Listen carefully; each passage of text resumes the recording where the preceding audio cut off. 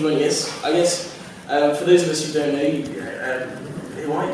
What do you do? Why are you here? Hello. Well, the reason I'm here is because I was invited by you lot. Sent an email to my wife and asked if I could share my story. And I'm obviously always happy to share my story if it'll help people kind of think about the big issues in life. So, here I am, I guess.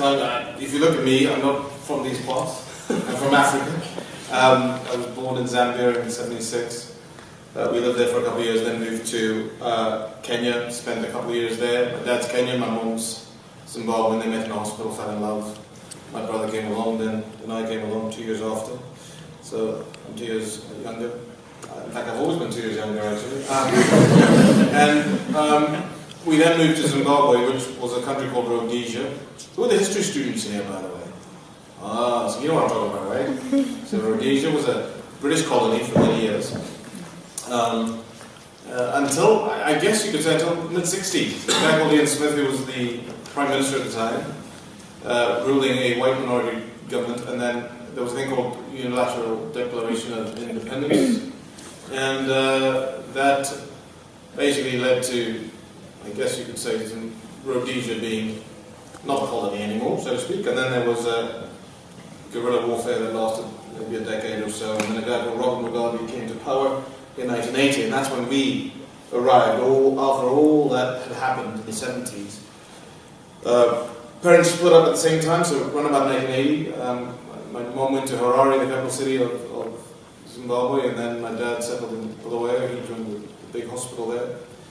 And we got sent up to boarding school around about, I suppose, the mid-80s. So 84, I started my junior schooling at a boarding school, all the way through to what we would call grade 7, which you finish at the age of 12, and then went to high school from the age of 13 to 18 at a school called Plumtree, which is another boarding school. But very modest schools, government schools, in other words, state schools, I suppose you could say, not public schools, but equipped with amazing facilities for what they were, and also we had great teachers who enabled us to experience life to the full. So lots of sport, lots of drama, obviously lots of academic stuff as well, but just a wonderful all-round education. So where was it that you first really became involved in cricket? Obviously that was a big part of your life. When did that first come in? Was that from a young age, or did you sort of fall into it later on? Well, I was 8 years old when I first got introduced to the game. And you've got to realise this was way before satellite TV. It was way before broadcasts. It was long before cricket magazines and way before the internet. So, if you were raised in England in the 80s, you would have had access to the role models and heroes of the day, like Botham, Dilly. You knew the foreign players as well, the Joe Garners from the West Indies, Viv Richards, and Tomo and Lilly, and all those guys. But in a little corner of Africa called Bulawayo, or Matobas, where I grew up in the junior school, cricket was a mystery to us. But it certainly was appealing to me because it seemed to have, I guess, an intrigue about it. It was an expensive sport, so you wouldn't have everyone playing it. But it was interesting. You had these 3 sticks in the ground, and you had a piece of wood and ball made of leather. There's a guy called Bob Blair who came out from New Zealand. He was a former New Zealand cricketer, Test match cricketer in the 60s, maybe 70s, I can't remember. And anyway, he came and he showed us how to hold a bat and how to hold a ball and how to bowl certain deliveries. And I guess my interest was piqued then. But my main thing when I was growing up was running. I said I was half Kenyan, right? So, running was never going to be an issue for me. So, my thing was 100 meters and 200 meters. I didn't like long distance like normal sort of Kenyan marathon runners. But my philosophy is very simple. Running is painful, so the quicker you get over and done with, the better. So 100 and 200, and the 400 meters, 4x100 rather, relay, were my thing. I also sort of threw the javelin, did the high jump. Come on in, you latecomers, we're all looking at you. I don't know, some of you guys are waiting for people to come. Yeah. You're part of the CEO group. He isn't. I was. You are. Anyway, you've quadrupled our numbers, so it's good to say. So, I'm kidding. Where was I? Running. Yes, running. So, anyway, a couple of neat stories with regards to running. I mean, we all know our own unique journeys about how we discovered we were good at something.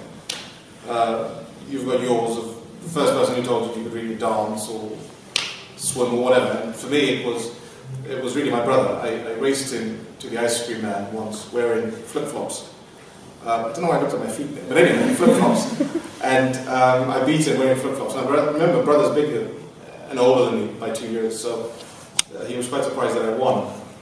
I really wanted ice cream that day. and he said to me, "Boy, you're fast." And he was quite surprised. But it was quite an affirmation for me. He was the first person who kind of pointed out something I was good at. And this spilled over into school, and I started doing well at school, I started winning races. And so running was, I guess, my dream for a long time. It was around about the 1980s, in fact 84 to be exact, that I watched the Olympics. You guys heard of David Thompson? Carl Lewis? I know it's like almost 30 years ago, but these were the heroes of my day. When I was growing up, these guys were the poster boys of athletics. And I wanted to be like Carl Lewis. And in fact, I ran great times up until the age of 16, similar times to what he was running. But the great thing about running, of course, is you can kind of export it to any sport. And I'm talking about real sports, not your British pastimes like snooker or darts. It's where you have to run, exert yourself. Like football or rugby, you're a rugby fan. And so I played all those sports. I did track and field. By the way, in Zimbabwe we have 3 terms, as we call them. I don't know how many. You guys have 3 or 4 here? 3. But the way it works in Zimbabwe, you have your first term starting in January, and that's the start of the academic year as well. You guys have got a weird system where the start of the academic year is in like September or something, right? Weird. So we do it right. We start at the beginning of the year, and then you got your second term in the middle, makes sense, and then of course the last term. But the thing is, they coincide with the hot summers. So the first term is hot and dry, as is the third term, but a bit more rain then. But the winter is very short, so it coincides with the British summer. So we play rugby in the middle of the year, but you play cricket in the first term and in the third. So I was playing cricket twice as often as the other sports. And so I guess you could say I became more proficient in cricket than in the other things. But sport was a part of my upbringing. I loved it. And of course, I started getting more interested in cricket and in particular rugby because I got picked for my province, or what you would call a county here.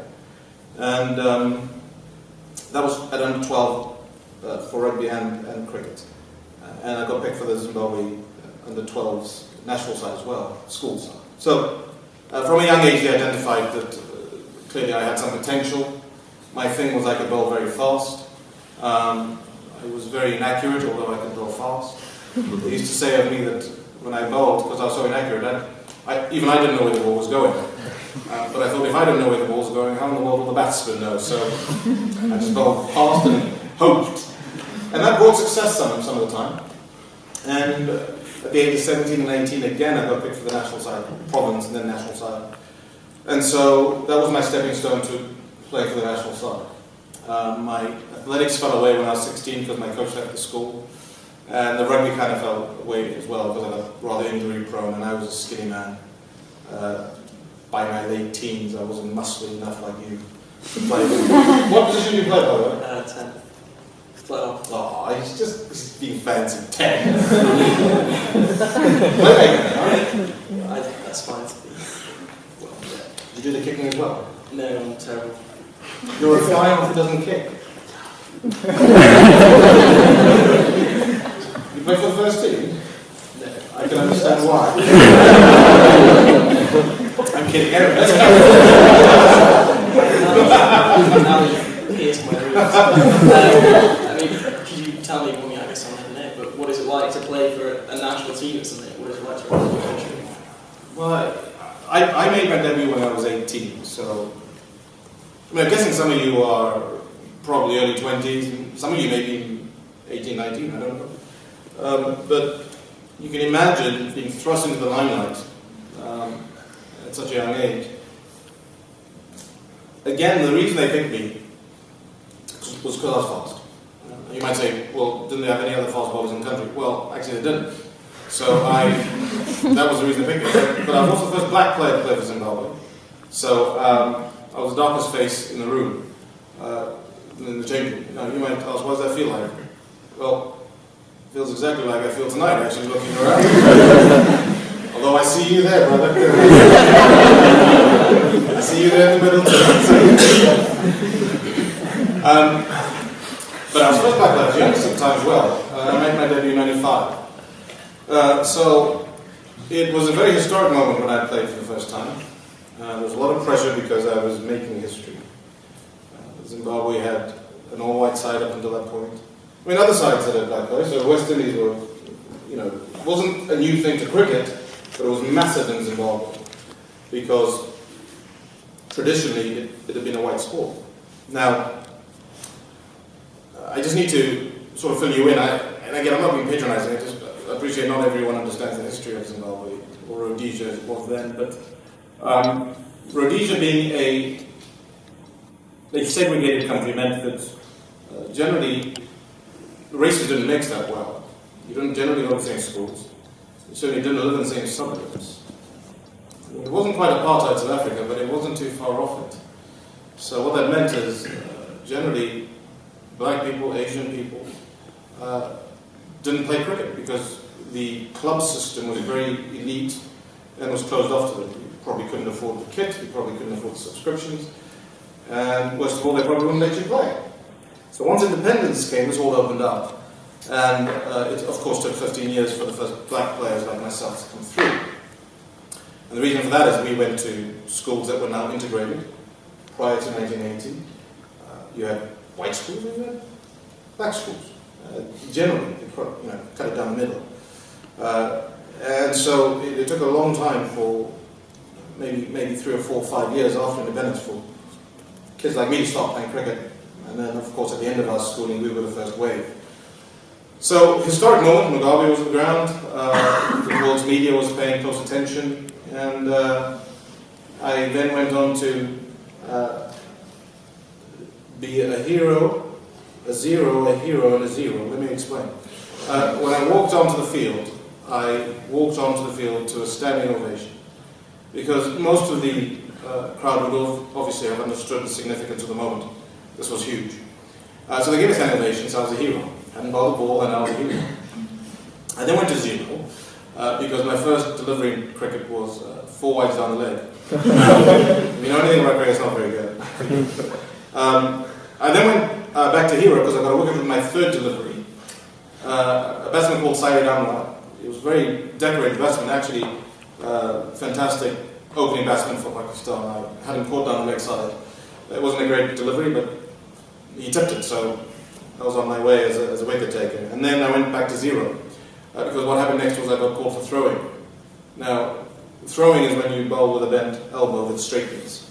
And according to the rules of cricket, that's called an illegal action. They're much nicer about it now, in that they report you on the field, the umpires have a discussion, then it goes to the match referee, then you get sent off to some university, like Bristol University, I suppose, and they can test whether you're going over the permitted limit, which is 17 degrees of flexion, I believe, or 15, I'm not sure. But either way, back in the day we didn't have any of that, so I got called for throwing, which was how I went to zero and stayed at zero for a couple of years, because now I had an illegal action and I had to go fix it. So you can imagine how I felt. I mean, I'm the first black player to play, and I've embarrassed myself, I've embarrassed my people, I've embarrassed my nation, and I was walked away from cricket, but thankfully I was guided back in. The cricket authorities in Zimbabwe kept faith in me, and they sent me off all over the world. I went to India. Did you say you went to Tamil Nadu, or was it? No, it was you. It was you, wasn't it? Well, you remember, you know where Madras is, right? Or what was called Chennai.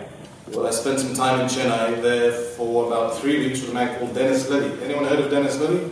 He was a great Australian bowler in the 70s.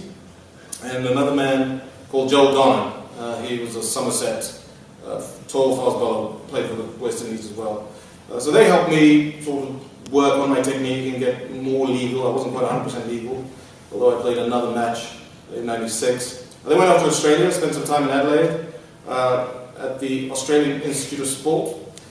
which they'd set up because Australia had done so badly in the Olympics of the 80s, early 80s, I think, that they set up these academies to try and improve their fortunes in subsequent Olympics. And they'd set up one for cricket. It's the same one that people like Shane Warne and Glenn McGrath went through. Those were players of my era.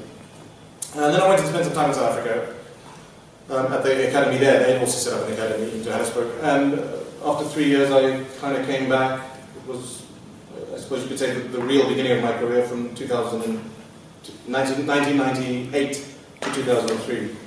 I played 50 test matches in total, took 68 wickets, which was very modest, and I played 50 one-day internationals, taking 58 wickets as well. So just a very modest return, but a guy who had the chance to play for his country, and so it's a long-winded way of answering the question, what would you like to play for your country? Well, it wasn't the smoothest journey for me, but of course it's a tremendous privilege to represent your nation in anything. But to attend 2 World Cups and help your country almost get to the semi-finals, I guess you could say, was a tremendous privilege. Professional sporting career is very difficult though. I'm sure you may be lucky enough to try your hand at it in your number 10 position rather. But it takes a lot of hard work, a lot of dedication, a lot of commitment, and you've got to be able to take the rough with the smooth. And being in Zimbabwe, there was a lot of rough. Yeah, I mean, yeah, I guess that's something I've probably never experienced, but... You never know. Just learn how to kick, kid, and you'll be fine. That's something we've not really touched upon yet, is your faith, and actually, both how you came to that and how that was changed and moulded throughout what was a difficult career at times.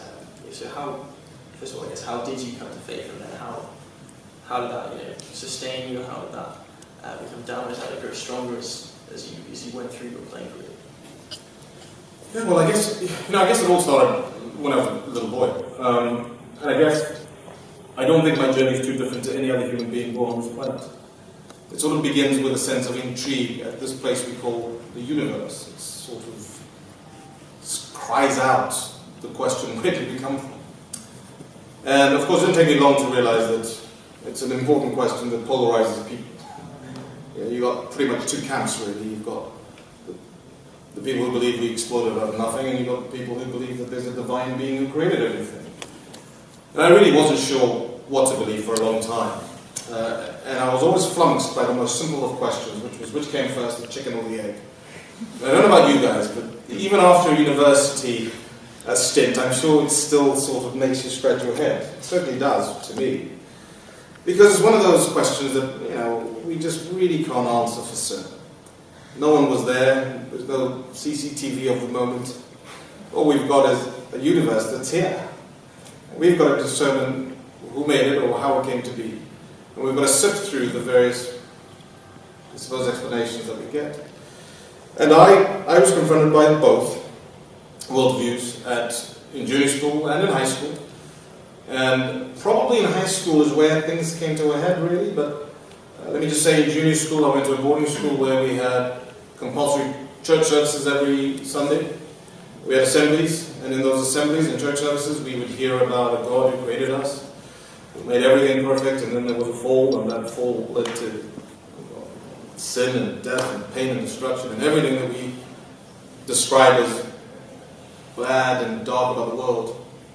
And then, of course, I also heard in science class, or biology, I suppose, as it was later on in high school, that actually that's not true. There's no God, and what actually happened, if you've got a brain to think, is there was nothing, which exploded in a big explosion. We don't know if there was a sound, because it happened in a vacuum, so it could have been the big bang, or the big squib, or the big swing, or the big douche. You don't know what the sound was, but there was this big explosion. And from it came everything we know about the universe, time, space, and matter. And there was a soup, or the primordial soup, I guess, and it was out by molten lightning. And from there, you had the first amino acids. They formed the cell. The cell evolved into an amoeba. The amoeba became something more complex. It became a fish.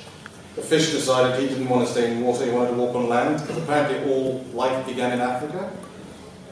You know anything about Africans in water? We don't like water. We don't like swimming, So evidence of that is you've never seen a black band in the 100 meters freestyle final, have you? Right? So we're quite happy on land. You know, Usain Bolt. Have you seen a lineup of 100 meters 100 meters in the 100 so the Olympics or something? It's just full of dark faces, right? So we like land, and then but of course we didn't just go from amphibian to Usain Bolt.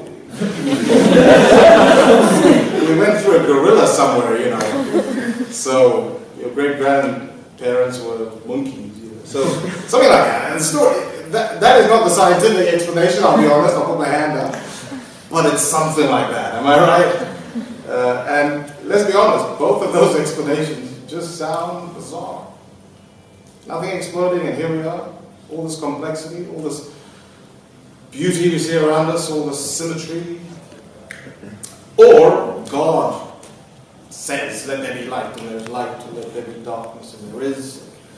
Let there be fishes and crops and trees that produce fruit after their kind, and all that sort of stuff. And you think, I don't know who to believe here. I don't know about you, but that's been something that's been a running theme in my life up until a point where I said, I've got to make a decision here. Because I knew that what I believed about where we came from would determine how I lived. Because if I thought of myself as part of a big cosmic accident, I'd probably live in a fatalistic way. If there's no God and we're here by accident, life is just an accident, and if Darwinian evolution is true, it's all about survival of the fittest, getting to the top of the food chain, no matter who you step on to get to the top. It's all about dog eat dog, and guess what? At the end of your life, there's nothing to hope for, there's nothing to aspire to, there's nothing to fear. And it was all sort of kind of like a cruel joke.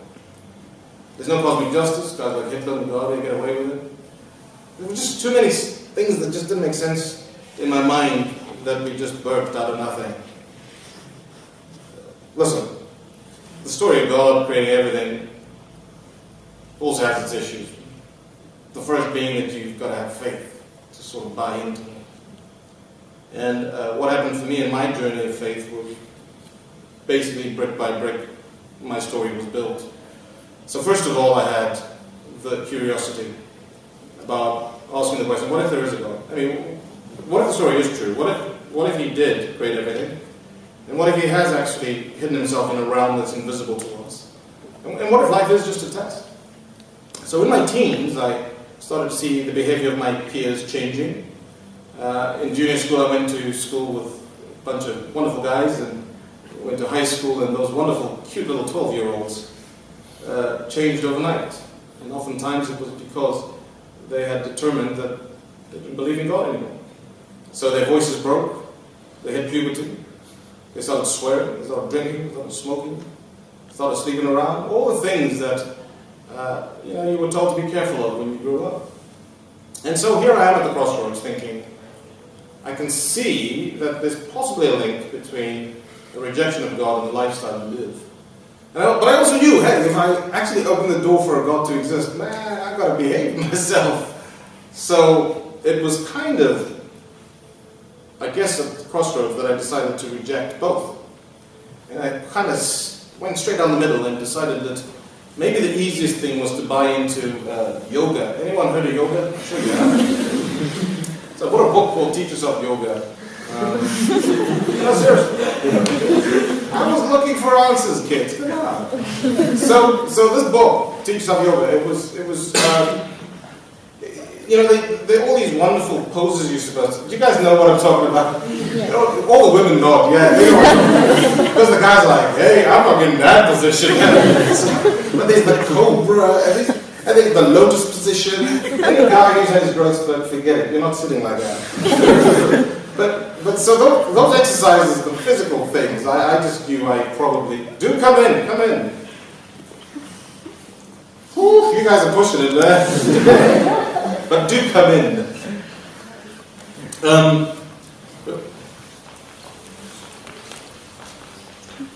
But obviously, the mental exercises, the mind-expanding exercises, those kind of had more appeal to me. So I started reading them, and there were like 3 exercises that were in the first few chapters. Now, listen, this is a long time ago. It must have been about 14, 15, so I can't remember exactly what the exercises were. But in general, the first exercise was something like clear your mind and imagine an apple. That's it. I said, really? Okay. So I tried that, for a few weeks. Because you're supposed to practice daily for a while, right? And then I thought, I think I've graduated to the next round. The next exercise was imagine you're sitting in an apple. I thought, for real? But hey, I wanted to find myself. I wanted to find spirituality. I wanted to find truth. Expand my mind. So I did that for a wee while, and then I graduated to the final exercise. And there's a Greek word for the final exercise, and that word is baloney. The final exercise was imagine that you become an apple. So I just thought, yeah. Let me just read the Bible. So I've been given many Bibles. There's a group called the Gideons. I don't know if you've heard of that. They're generally businessmen who give their time and they give money to buy Bibles, to get Bibles into people's hands. And they give them away for free. And I, over time, had managed to accrue a number of Bibles. And I finally decided to read one. And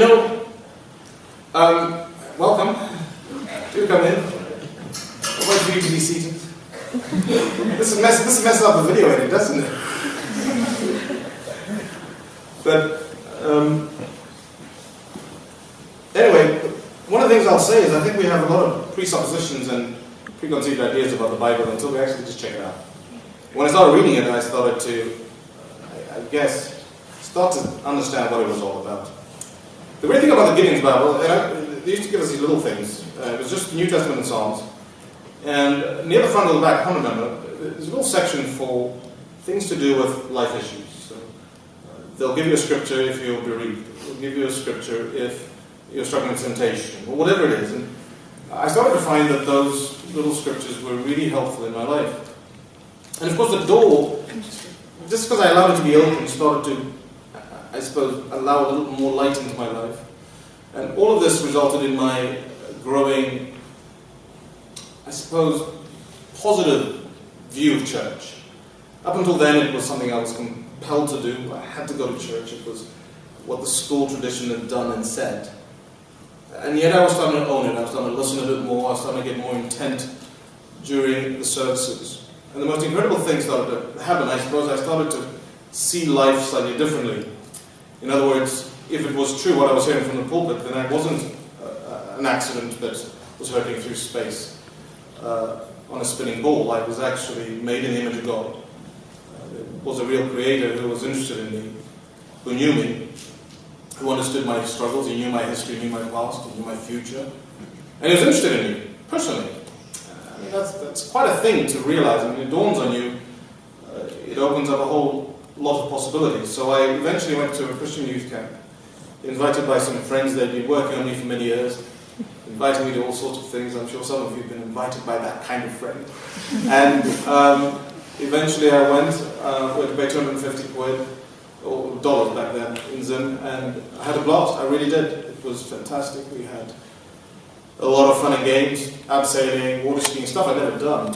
But there was also time to get serious.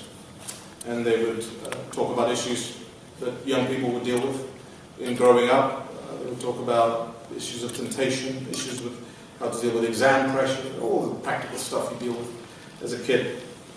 And long story short, by the end of that 5-day retreat, if you can call it that, I decided this was for me.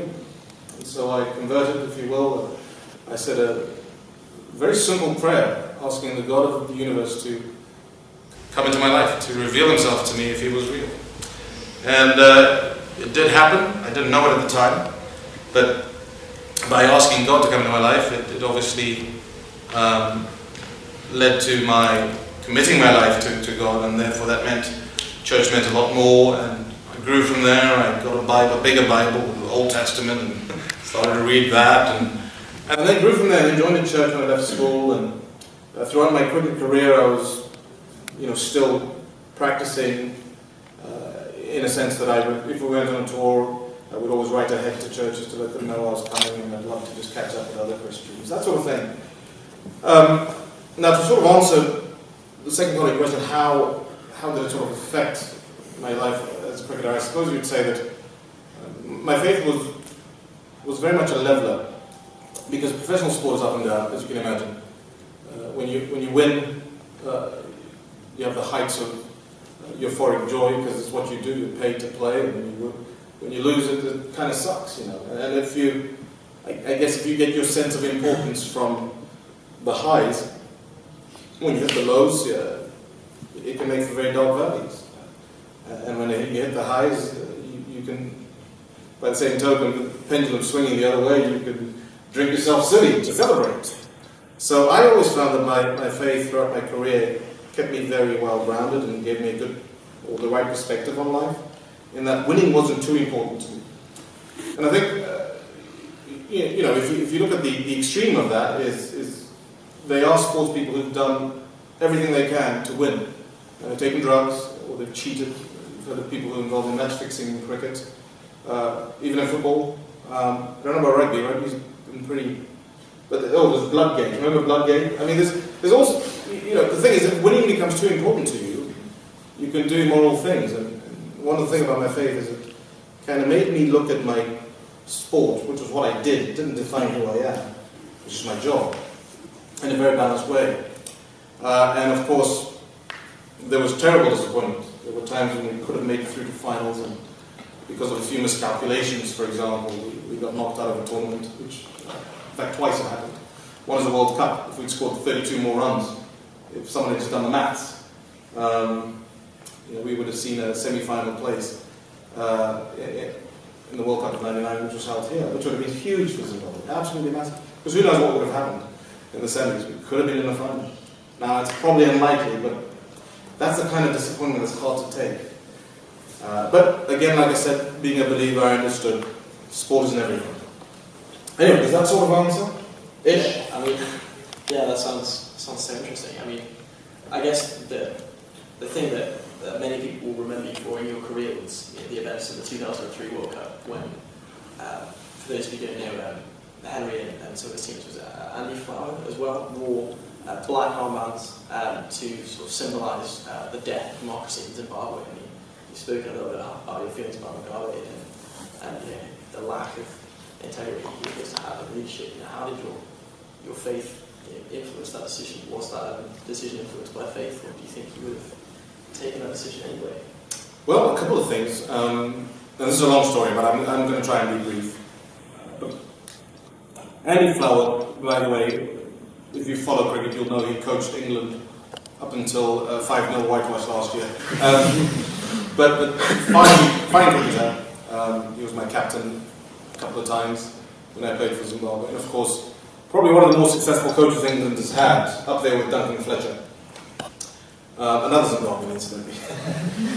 But he'd approached me to do a protest because a man that he knew, a colleague of his, who was a farmer in Zimbabwe, had had his farm repossessed by the government. Repossessed is probably the wrong word.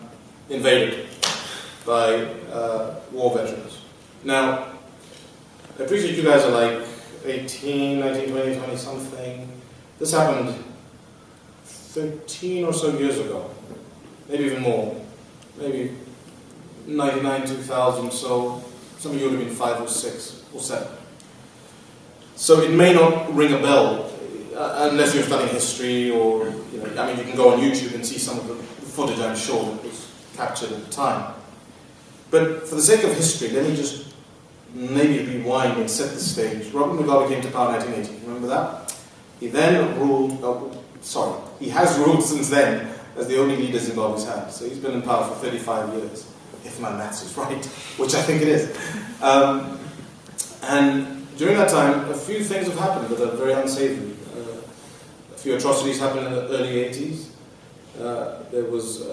There's a province called Matabeleland, and there were human rights abuses that occurred, atrocities, if you will, crimes against humanity, call you what you want, in a time of trouble. There was trouble, there were dissidents in the land at the time. The dissidents used to be former members of the army. They had a falling out with their superiors based on tribal persecution.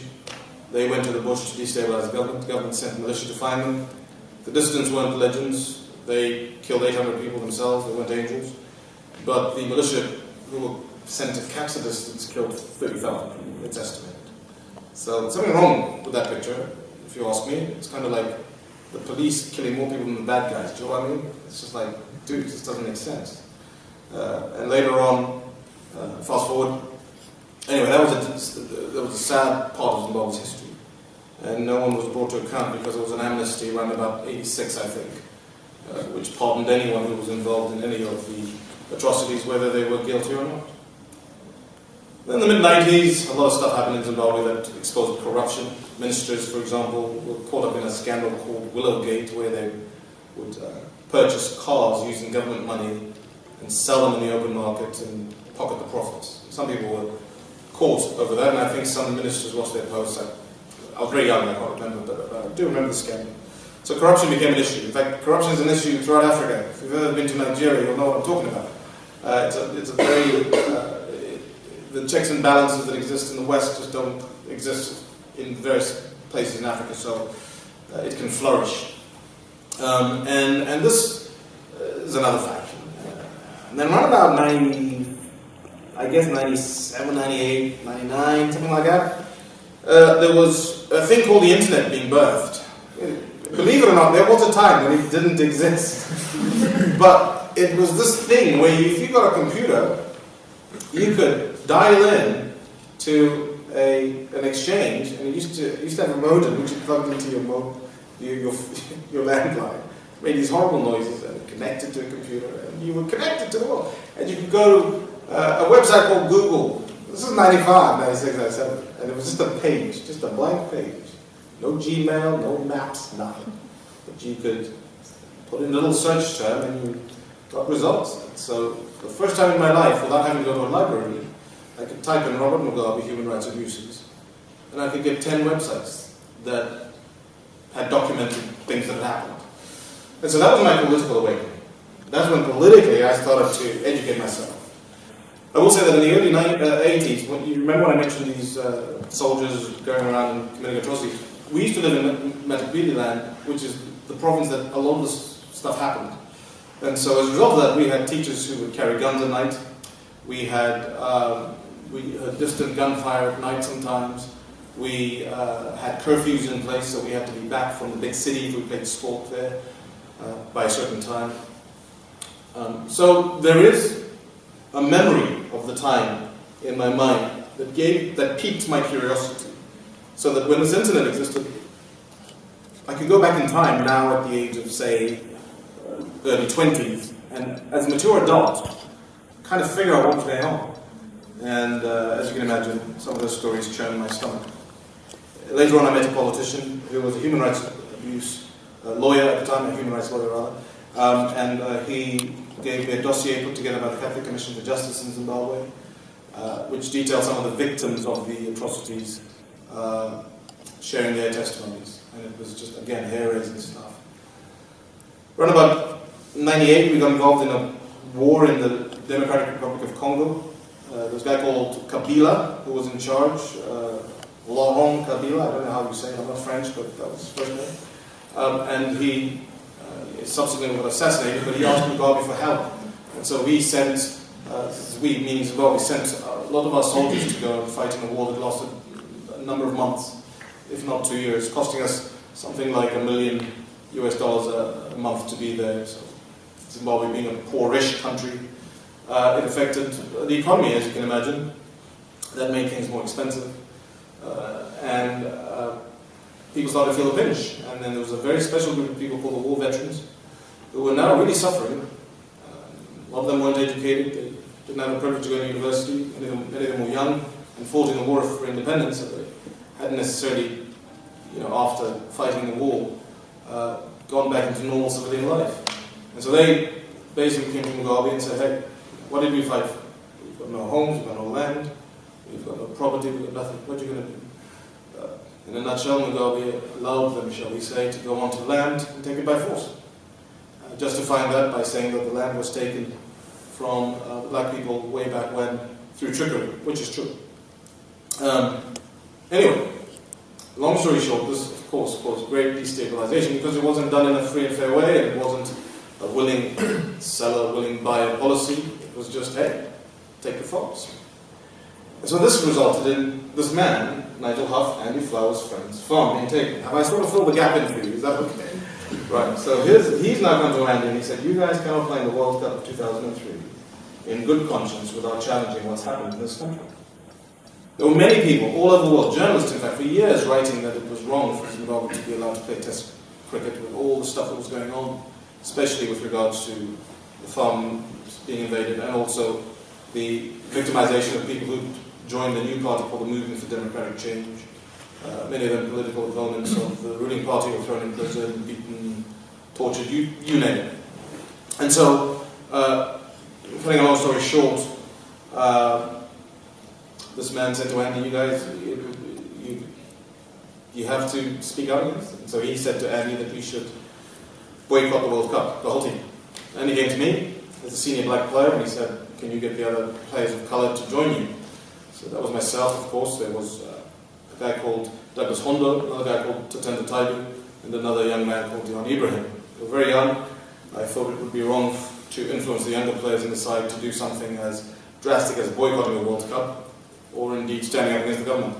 So very early on in our discussions, Andy and I decided it would be simpler if just the two of us did some kind of protest. And did a protest that wasn't disruptive. We didn't want to boycott. We just wanted to send a message to the world to say what's happening here is not something we agree with as cricketers. Andy had also been impacted by a story of an MP who was tortured, a guy called Job Sikala. And Job Sikala had, I think, been abducted, taken away for a few days, and came back with a harrowing story of how he'd been tortured. I think it was printed on the inside page of a newspaper in a very small print, a little section committed to this story. I'm sure some of you, and especially after this last election, would love some of your MPs to be tortured. But I think in a free and democratic country, that's sort of beyond the pale. Would you agree? I mean, it's just like, guys, how can you do that to an elected MP? And there wasn't a furore about it. It wasn't an outcry.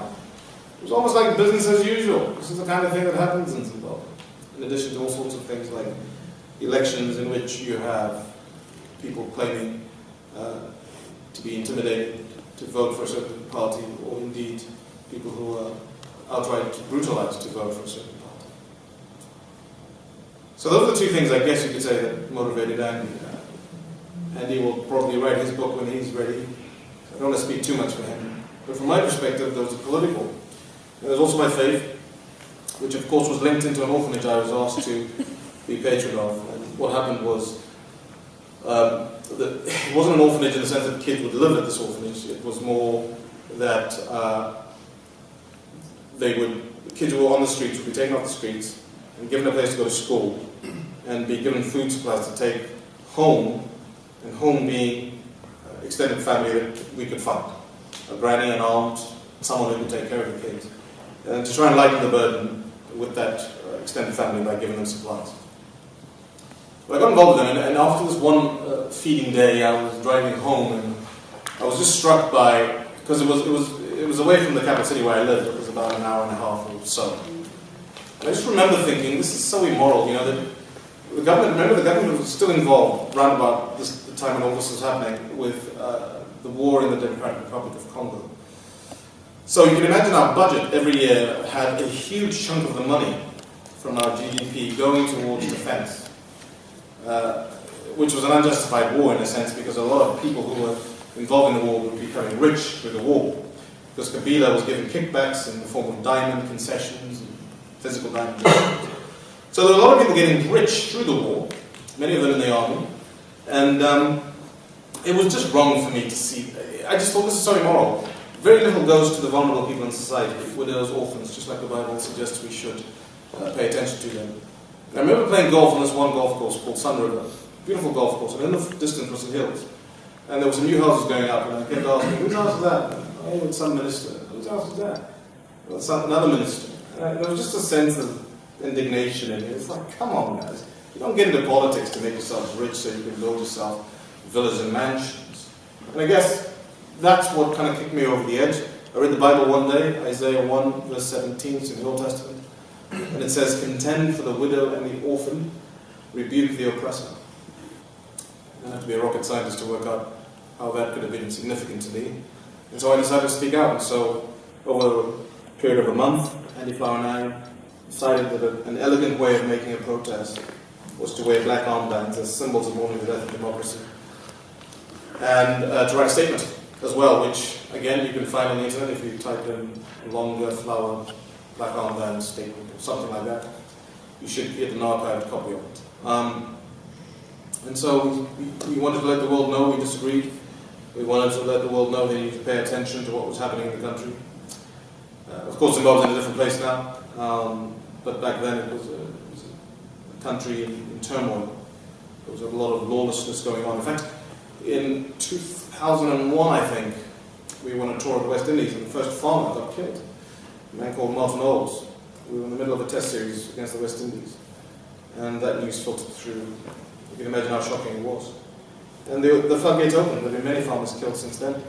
Of course, it didn't just affect white farmers, it affected their workers, of which some of these farms were massive commercial enterprises. And so that you're talking about hundreds of people, families, kids, whole communities disrupted by the farm invasions. I have my detractors. I have people who disagree with me on this. You know, some people think Mugabe's a legend, and you'll find them. But from my perspective, it was devastating to the country. Zimbabwe picked itself up, it still exists. The farming community has, by and large, kind of recovered. But there are still, many scandals of ministers owning 3 or 4 farms. That's the kind of stuff that I hear that betrays the whole land redistribution program, as they call it.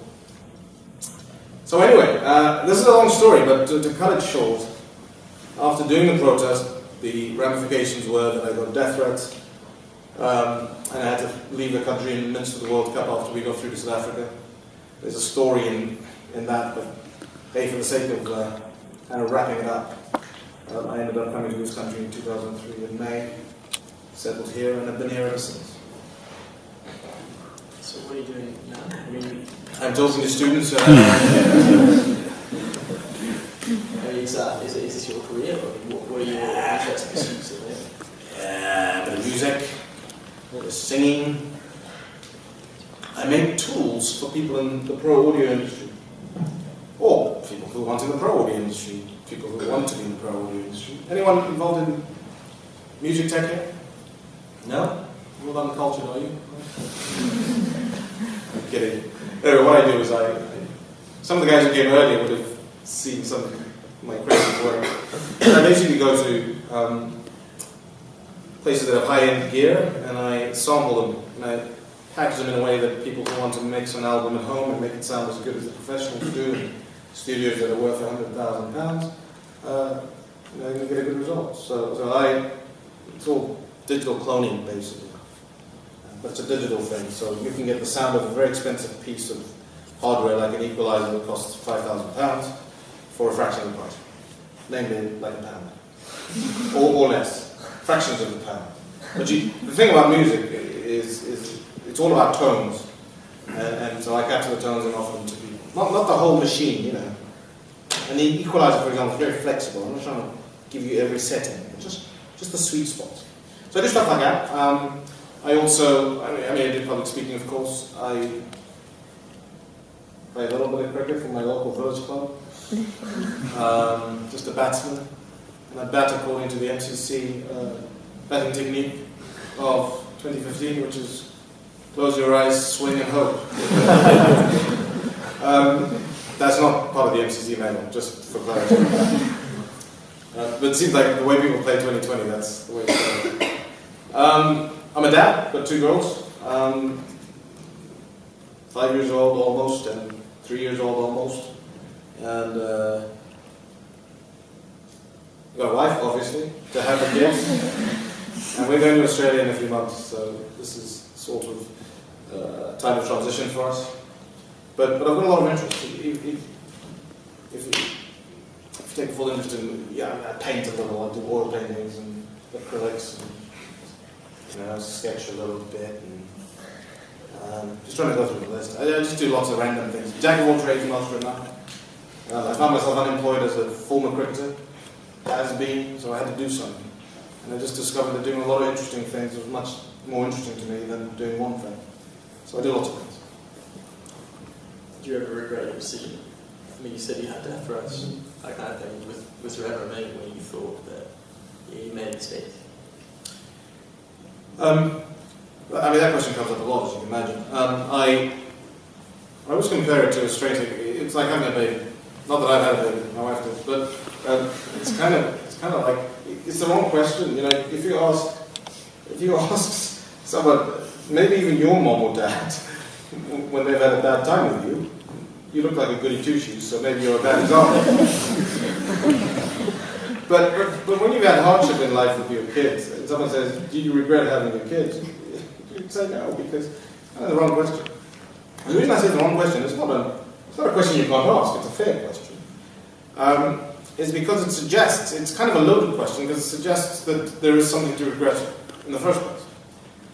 Now, let me say this, my life changed, there's no doubt about that. My life is a shadow of what it was. I was an international cricketer who would be raking it in if I was still playing right now. Anyone heard of the IPL? I'd be retired right now. Some deserted island, if I was good enough, of course. But it was a time when people needed to speak out. One of the most overwhelmingly painful things was seeing people who had a voice in Zimbabwe not speaking out. And there were some terrible things that happened in the 80s. Let me tell you one of them, but two. Early 80s. The militia who was supposed to deal with these dissidents came to a village, and they took it upon themselves to gang rape two young girls. I think it was estimated they were 15. This is the kind of thing they did. They'd ask for information. If you didn't give them information, they'd shoot someone until you spoke. So, did the dissidents come? No. Bang. Right. Did the dissidents come past? Invariably, someone might speak. And sometimes they didn't come through there, so they would do horrible things until someone spoke. So they raped these girls. They came back a few months later. The girls were pregnant. And they proceeded to kill these girls by cutting their wombs open. And the babies fell to the ground. I'm still writing, and these girls bled to death. Make of that what you will. The world stood by and said nothing. There was a woman who was killed in front of her son. They gouged her eyes out with machetes. And they tied her legs up. They hamstrung her from a tree, and they burned her alive. The kind of stuff that you read happened in medieval times in this part of the world. But in the 1980s. I don't know, but I've heard stories like that. I remember many people who could have spoken out against Hitler chose not to. But one of the things that Andy said to me was, we will regret this in 50 years' time if we don't take this opportunity to speak against this heinous stuff. And he was right. Because somewhere inside of me I was not allowing myself to stay silent. There's a guy called Edmund Burke, you may have heard of him. He said, all that's necessary for evil to prosper is for good men to do nothing. We didn't do a lot.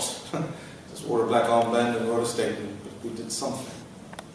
But I think if you do something, you lessen the opportunity for regret, because you feel you at least spoke out against the injustice.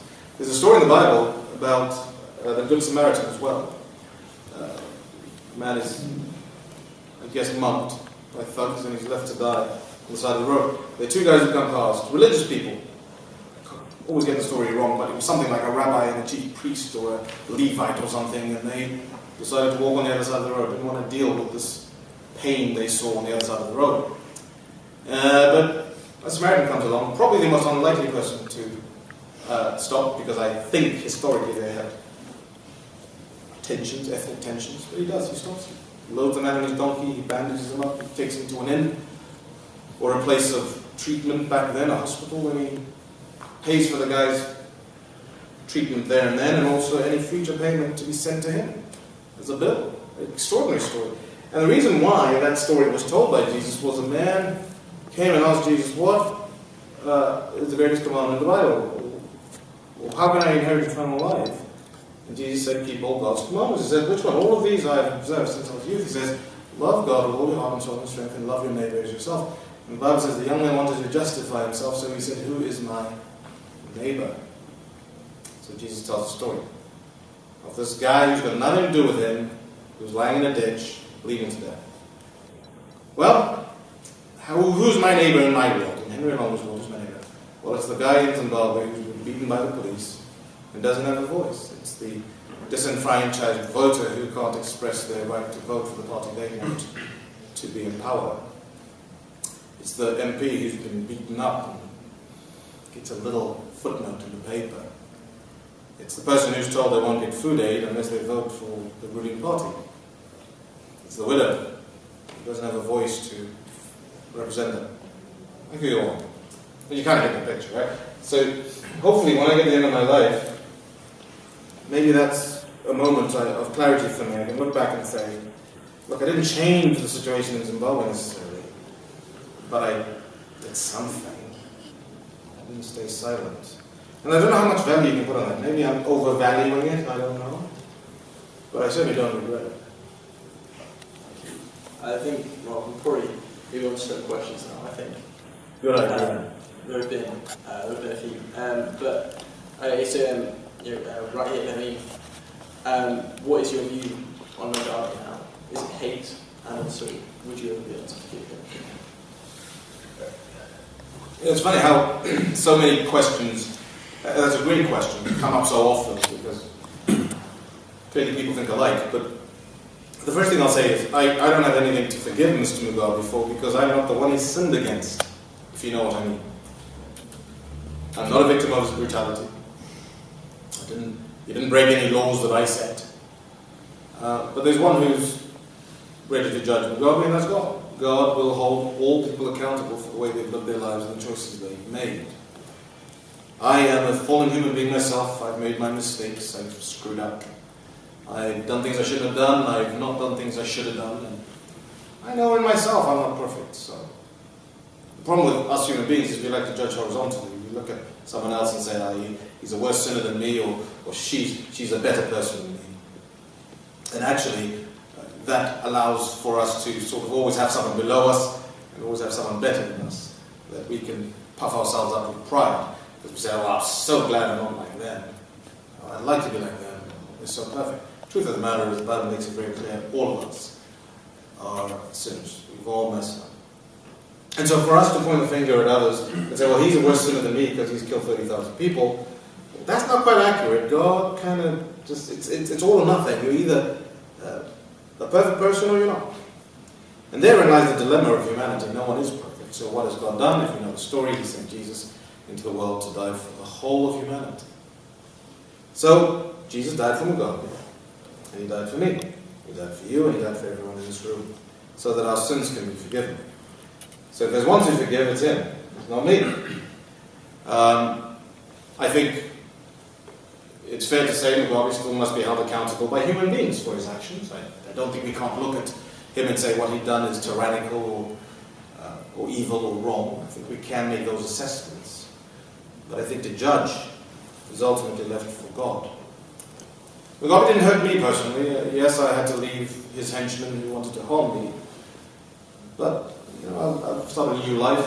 I've got a wonderful family, a wonderful wife. Perhaps I would not have had this life that I'm living now if it were not for what I did in 2003. Maybe I'm just a half full cup kind of guy, and I try to always look at things positively. But frankly, I don't have much beef with Mugabe personally. But I think there are other people who do. And back then, I was trying to represent them as a voice. And positively, but frankly, I don't have much beef with Mugabe personally. But I think there are other people who do. And back then, I was trying to represent them as a voice. And if they hate him, if they have a problem with him, leave them to have the room to do that. But as far as I'm concerned, I won't be one of those people who condemns him. And the crazy thing is, if Robin Mugabe, this is crazy, but if Robin Mugabe has a moment of clarity on his deathbed and says, okay, I messed up, I'm sorry, God. The blood of Jesus that was shed on the cross of Calvary is enough to pay for that. How can I say that with confidence? Well, there was a guy who was crucified next to Jesus. Apparently he was involved in the insurrection with Barabbas, and he was a murderer. And he has a change of heart. After initially abusing Jesus, he has a change of heart. And he says, Jesus, remember me in your kingdom. And Jesus says these very famous words, today you'll be with me in paradise. That's a guy who's condemned to die. Even the courts, so to speak, have said he's guilty of murder. And yet he's forgiven. If there's hope for him, there's actually hope for anyone. It doesn't matter who you are. It doesn't matter what you've done. If you have a change of heart, and you recognize your shortcomings before the Holy God, God will forgive you. And I know it sounds crazy, I know it sounds wrong, but those are kind of the rules. You're not good enough on your own, so you need to be totally saved by God. That means anyone can get it. Crazy, but that's the way I see it. Right, next question. There's quite a lot. Okay, so I'm going to be quick. I can be quick, trust me. Right, let's go. Briefly, there's quite a few questions about your faith in God and how do you maintain it when, as you described, it was all these trusts. Oh gosh, I can't do this quickly, man. but okay, what's the question there? So, how do you keep your faith in God when such terrible things are happening? Who asked the question? Can you just clarify that? Was that during the World Cup? Are you talking about the World Cup? Is anyone? When you say these terrible things around me? I guess it's more of a general thing. Yeah. Okay. Atrocities were being committed. Okay, so can I say this? Is the question sort of how do you reconcile believing in a God in a world of suffering? Would that be fair? I guess so, yeah. Sort of. That seems fair. I don't want to read into something that's not there, but that's sort of the gist I'm getting. Then if it's not specifically about the World Cup, it's about the fact that there's all this stuff going on in Zim. There's pain, there's death, there's suffering. And so how am I supposed to maintain my faith while observing all this? Do you think? Sure. Alright, let's just run with that. Let's run with that. Assuming that's the gist of the question, which it may not be, but assuming that that's the gist. I mean, it is one of the biggest, I suppose, dilemmas most people have when it comes to issues, and that's to do with faith, which is, of course, how come we have a world in which pain and suffering exists? Well, from my perspective, and again, I don't want to give you a long answer, but the shortish answer is this. Outside of understanding human depravity, the fall, in other words, that God created a perfect world, perfect garden, Eden, Adam and Eve. I know it sounds archaic, yes, but outside of understanding that God made a perfect world and man's rebellion opened the door for sin, pain, death, and suffering to come into the world, it's kind of hard to reconcile.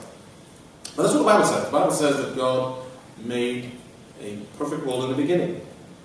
And that nature is in all of us, that nature of saying, hey, we don't want to listen to God's rules, we want to go our own way. And I think it's true to say that a lot of pain, death, and suffering in this world, I'm not going to put a percentage on it, but a large chunk of it is caused by selfish human beings. The rest of it is natural disasters and stuff beyond our control. But generally, most of the pain we experience as people is inflicted by other humans who are uncaring, unloving, and or simply don't understand the consequences of their actions. And so, hurt happens. Accidents happen as well. Sometimes a kid crossing the road is no one's fault, but it happens. It's a tough one to reconcile, but if there's any joy or comfort I can get, is that the biblical story relates that that's the case. That's why we have pain, death, and suffering. But yeah, in the end, read the book of Revelation, right at the end, chapter 21, chapter 22. The Bible suggests that God's going to fix the brokenness in the world, and He's going to make it perfect again. How to reconcile that with the Zimbabwe situation in the now, when people are suffering now? I'm human. I ask questions. I struggle. I can't reconcile things. I don't have all the answers, but I know that God's still in control, and He'll fix it in the end. The alternative is to just assume that there isn't a God and pain, death, and suffering is part of the evolved order, and therefore I live fatalistically, just thinking crap happens, or as you guys probably might use a stronger French term. But I've chosen to believe there is God in the midst of pain, death, and suffering. Mugabe has a choice. He's had a choice. He could have been a good ruler. He could have been a loving ruler. He could have been benevolent. He could have been kind. He could have been generous. But he chose one path. And there are other nations on planet Earth where we see the opposite. We see leaders who choose a better way. And that's the pitfall of freedom of choice. God could have created a universe in which no pain, death, or suffering could exist because he took choice away. Actually, if you think about it, if he took your freedom to choose and my freedom to choose away, we couldn't ever do anything evil. But we couldn't choose to love, neither could we choose to hate. And I think God desired us to love him of our own accord, or hate him. And so the universe he's created is a universe full of risk, meaning he's given us the choice to say, I don't want to listen to you, and if the consequences are a fallen world with pain, death, and suffering, that's the way it's going to be. Why he chose that way, I don't know, but he did. But I think it's better, universe. I think it is, because you choose your own fate. Would you like a serious question or an amusing question? Amusing, come on. Try me. Humour me. Henry, you said that you like music. Do you know of the Arctic Monkeys? And if so, do you like them? I think I know where that question's coming from. Arctic Monkeys. That's like white music, isn't it? No self-respecting black man. That's like listening to the Beatles, you know what I'm saying? Where's the Arctic Monkeys t-shirt guy?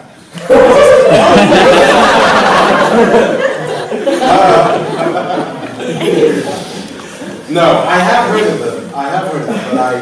But nah. That's fine. Kevin Peterson scored 324 not out today for Surrey. Did he really? Should England pick him for the first test? 320? Really? 324 not out. In a day? This is a 4-day game? He was on 75 not out the night before, so he scored almost 300 runs in a day. Get out of here. Should England pick him? See, here's the problem. There's a man called Andrew Strauss who's just been made director of cricket. And there's a little bit of history between the two. Maybe that was a little motivating factor for Kevin Peterson, actually. Look, Kevin has made a few boo-boos along the way in his career, if I could put it mildly.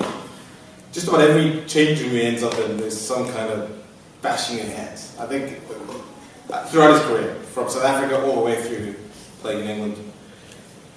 Look, you can't begrudge the guy's talent. He is phenomenally talented.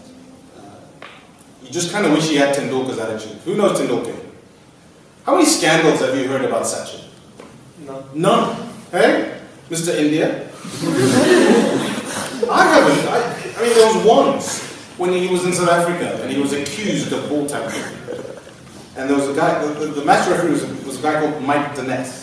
And what happened was the camera zoomed in and it was quite wet and there was a bit of grass stuck in the scene and Sachin was using his fingernail to get the grass out. And what happened was he got cited for match fixing, ball tampering, I beg your pardon. And there was a riot from his team. They basically, we're not taking him to the field. They said, you can't do this, he's like a legend in our country, you can't accuse him of cheating. So the game got abandoned, and in fact the whole test series got abandoned in South Africa because someone would dare to accuse Sachin of bad behaviour. Now, I'm not saying Sachin hasn't done anything untoward, but man, the guy is probably the greatest cricketer of his generation. Would that be fair? Batsman-wise, he scored the most number of runs and hundreds, and it's just ridiculous. But no scandal touches the man, and the man is just a great ambassador for India. He's a great ambassador for cricket. He says all the right things in interviews. He's such a nice guy. He's humble. I mean, he's like the richest cricketer ever. Well, I think so. I mean, Dhoni's come along. He's kind of touch and go, isn't it? But I just wish Kevin was like him. You know, like Like, Kevin, you've come from overseas. This country's adopted you. Keep your head down, dude. You know what I'm saying? Don't go around getting coaches sacked. Don't text about your captain while the opposition are, oh man, I could just give the guy a little, come on, dude. He's got a wife who used to be in a girl band. She's beautiful. He's got a beautiful child. He's like loaded. He's worth millions. And he's constantly taking a bazooka and shooting his foot off. Like, you're 34. Shut up. Get off Twitter. Let the batting do the talking. And you'll be a legend. Kevin, if you're listening to this, you'll thank me in a few years. Frankly, I think for the guy's talent, I just wish he just played. There have been too many controversies. Peter Moore's getting sacked the first time he was captain. He was actually instrumental in the flower thing in Australia. There's a lot of history with that. I think he's 34 now. He knows how much he missed playing.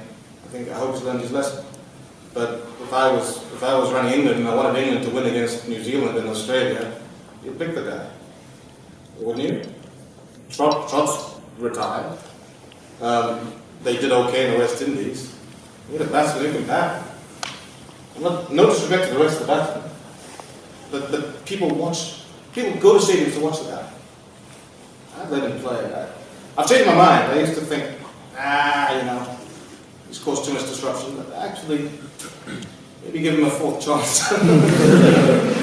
Because they give him a second chance. He's had a few. Well, I think on that note, I think we